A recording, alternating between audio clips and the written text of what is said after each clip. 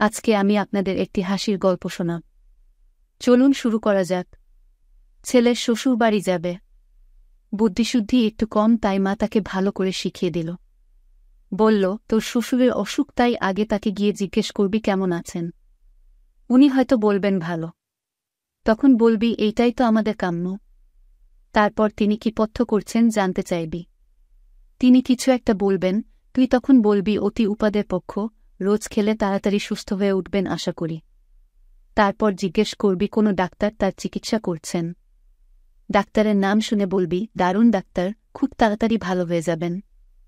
আর সবসময় হাসি মুখ করে থাকবি কেমন। ছেলে ঘাড় নেড়ে বেরিয়ে পড়ল। শ্বশুর মশাই রোগের জ্বালায় বিছানায় শুয়ে ছটফট করছেন। জামাই ঘরে ঢুকে হাসতে হাসতে জিজ্ঞেস করল, কেমন আছেন বাবা?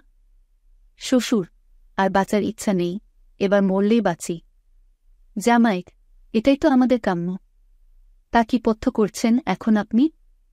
শ্বশুর, চটে গিয়ে ঘোড়ার ডিম। জামাই, বা অতি উপাদের পথ্য, রোজ খেয়ে যান, ভালো হয়ে যাবেন আশা করি। আবার হাসতে হাসতে কোনো ডাক্তারকে দেখাচ্ছেন?